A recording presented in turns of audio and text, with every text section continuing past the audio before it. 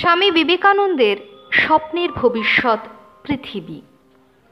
1896 সালে নিউ ইয়র্কে প্রদত্ত মাই মাস্টার শীর্ষক বক্তৃতার এক স্থানে বিবেকানন্দ দুই ধরনের সাংস্কৃতিক বৈশিষ্ট্যের সীমাবদ্ধতার উল্লেখ করেছেন। ভিন্নধর্মী দুই সংস্কৃতি, প্রাচ্যের সংস্কৃতি যা ধর্মের প্রেক্ষাপটে বিকশিত হয়ে উঠেছে এবং পাশ্চাত্যের সংস্কৃতি যা প্রভাবিত হয়েছে প্রাকৃতিক বিজ্ঞান ও ধ্রুববাদী দৃষ্টিভঙ্গি দ্বারা। তিনি এই দুই সংস্কৃতির পরিপূরক ভাবের দিকে দৃষ্টি আকর্ষণ করেছেন এবং বলেছেন যে আধুনিক যুগ এক নতুন সংস্কৃতির অভ্যুদয় প্রত্যক্ষ করবে, যা প্রাচ্যও নয় পাশ্চাত্যও নয়, তা মানব সংস্কৃতি।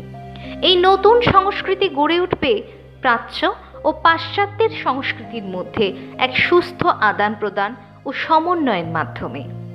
যে জাতি জড়শক্তিতে বড়, সে ভাবে জড়বস্তুই একমাত্র কাম্য। উন্নতি বা সভ্যতা বলতে জড়শক্তির অধিকারই বোঝায়। আর যদি এমন কোনো জাতি থাকে যাদের ওই শক্তি নেই বা যারা ওই শক্তি চায় না, তারা নগণ্য, তারা বেঁচে থাকার অযোগ্য, তাদের সমগ্র অস্তিত্বই নিরর্থক।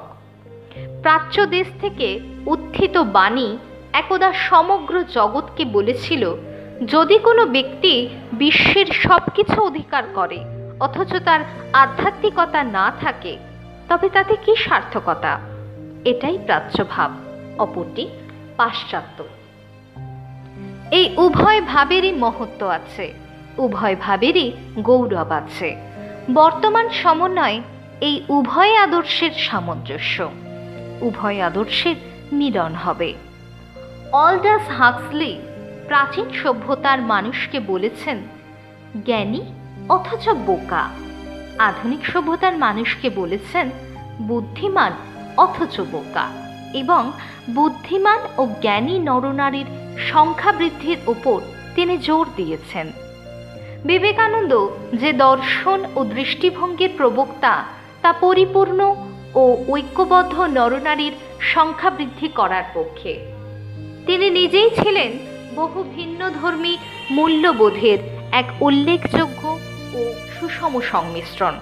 প্রাচীন ও আধুনিক ভাব তার মধ্যে মিশে গিয়েছিল। জওহরলাল নেহরুর ভাষায়, যদিও তার শিকড় ছিল অতীতের মধ্যে নিহিত এবং ভারতের ঐতিহ্যে তিনি গভীরভাবে গর্ব অনুভব করতেন, তবু জীবনের সমস্যাবলীর প্রতি নিজস্ব দৃষ্টিভঙ্গির ক্ষেত্রে বিবেকানন্দ ছিলেন আধুনিক। তাকে ভারতবর্ষের অতীত ও বর্তমানের মধ্যে সেতুবন্ধন স্বরূপ বলা যায়। স্বামী বিবেকানন্দের প্রতি রোমা রোলা যে শ্রদ্ধাঞ্জলি নিবেদন করেছিলেন, তার মধ্যে তিনি বিবেকানন্দকে প্রাচ্য ও পাশ্চাত্যের প্রগতিশীল মিলন কেন্দ্ররূপে চিহ্নিত করেন। তার ভাষায় ভারসাম্য ও সমন্বয় এই দুটি কথার মধ্যে বিবেকানন্দের সংগঠন প্রতিভাকে সংক্ষেপে প্রকাশ করা যায়। সমগ্র সম্পূর্ণ চারটি যোগ, ত্যাগ ও সেবা, শিল্প ও বিজ্ঞান, ধর্ম ও সর্বাপেক্ষা আধ্যাত্মিক থেকে সর্বাপেক্ষা ব্যবহারিক সকল কর্ম, এই সমস্ত মানুষ পথকেই তিনি সাদরে গ্রহণ করেছিলেন। যে সকল পথের কথা তিনি বলেছিলেন, সেগুলি প্রত্যেকটিরই স্ব সীমা ছিল, কিন্তু সেগুলির প্রত্যেকটি পথকেই তিনি সাদরে গ্রহণ করেছিলেন। চার ঘোড়ার গাড়ির মতো সত্যের চারটি পথের বলগাকে তিনি ধরে থেকে একই সঙ্গে সেই চারটি পথের ঐক্যের দিকে অগ্রসর হয়েছিলেন। তিনি ছিলেন সকল প্রকার মানসিক শক্তির সামঞ্জস্যের মূর্ত প্রকাশ।